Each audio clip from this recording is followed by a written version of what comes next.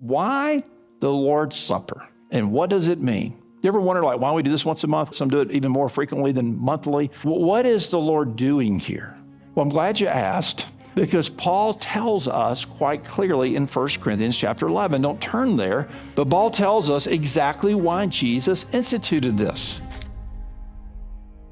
Now, notice with me thirdly, look what we see here. Now, beginning in verse 22, we see the institution of the Lord's Supper, the preparation of Passover, the celebration of Passover, now the institution of the Lord's Supper. So here we get Jesus's instituting of this ordinance. We celebrate the Lord's table.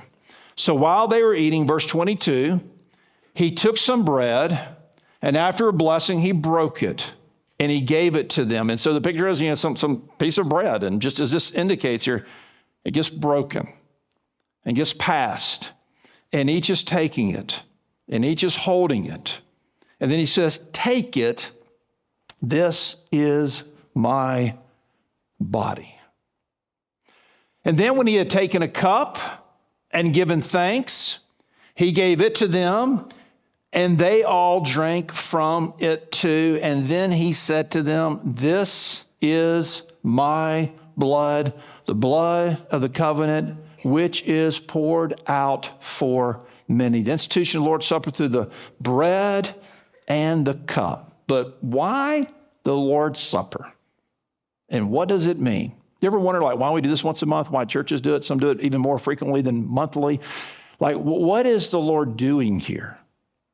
Well, I'm glad you asked, because Paul tells us quite clearly in 1 Corinthians chapter 11. Don't turn there, but Paul tells us exactly why Jesus instituted this. Number one, for his people to reflect on Christ's sacrifice. So when we come together and we distribute the bread and the cup, as we'll do here in a couple of weeks, every time we do that, it is to reflect anew that Christ gave his life. So it's for reflection. Paul also tells us it's for proclamation. The act itself is a gospel proclamation that this piece of bread, this bread represents his body that was broken. This cup represents his blood that was shed. And it reminds us that without the shedding of blood, there is no remission of sin. So all the way back from the earliest pages of Genesis, throughout the Old Testament, all the way coming into the scene, Passover celebration, Feast of Unleavened Bread, with all these lambs being sacrificed, you say, good grief, that's a lot of blood in the Old Testament. It is. It is. And it's as though page after page in the Old Testament, through types and signs and prophecies and sermons and sacrificial act, God through his prophets and through his preachers is saying again and again and again, blood must be shed for the payment of sin, and there's coming a payment that'll be the final shedding of blood. You see? So that cup reminds us of the blood that was shed to cover our sins. Reflection, proclamation. Thirdly, examination. Paul makes quite clear we are not to take the Lord's Supper in an unworthy manner. And so in that moment, in those minutes leading up to it, for us to confess sin that the Lord would bring to mind and ask the Spirit to search our heart so that we would come to the table in a worthy manner. Reflection, proclamation, examination, celebration. There's a note of triumph in the text. Paul spells out in 1 Corinthians chapter 11. And so the church, when it gathers, there should always be a note of triumph about the Lord's Supper. When I was a kid, our church, we celebrated once every 3 months on a Sunday night. And all I knew is, I got in trouble when I acted up at church. But when I acted up on Lord's Supper night, I really got in trouble. It was like the death sentence, right? And so it was a service that was uber sensitive, uber serious. We scrunched up our faces, and it was in the mind of an 8 or 10 or 12-year-old, I didn't know what it meant. I just knew I was going to get killed if I made any noise in the pew, right? And some of you know exactly what I'm talking about. Well, it does prompt reflection, as I just said.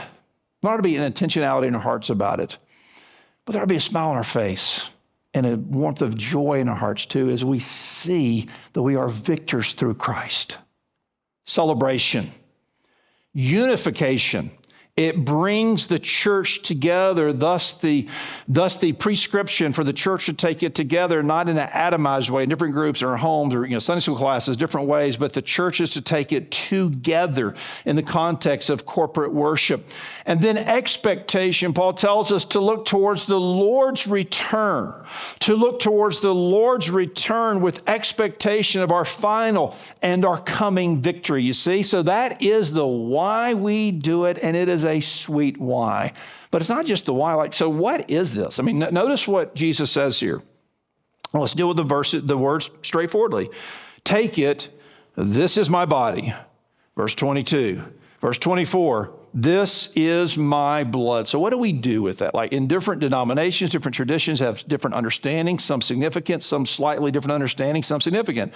Our Catholic friends understand this to mean and taught the doctrine of transubstantiation, that through the celebration of the Eucharist, this becomes the literal body and blood of Christ. Our Lutheran friends, for instance, they understand the doctrine to be a doctrine of what's called consubstantiation, that it's not literally the body and blood of Christ, but Jesus is literally there alongside of the elements. And the words that they champion, the Latin words, hoc est corpus meum, this is my body. And then our Presbyterian friends, for instance, would see this more in a real spiritual presence, that Christ is not in the elements, but he's spiritually present. That was the teaching of Calvin. And the Baptist tradition has more taken the memorialism view, that there's not a literal presence of Christ in the elements, but rather through the coming to the table together, we are reminded of the Lord's life and death, and we celebrate that until he returns. So I don't want to confuse you here, but just trying to give you a sense of like who's doing what out there and what is meant by it. So we come to the Lord's table and we do it monthly. And as we do it, our minds go back to Calvary. But not just to Calvary, to that upper room where Jesus is celebrating the Passover. But he eclipses it by instituting the Lord's Supper. Then when we come to it in 2 weeks, it's not just some bread and cups we fumble around with. We see a powerfully rich expression of worship that we get to participate in until the Lord returns.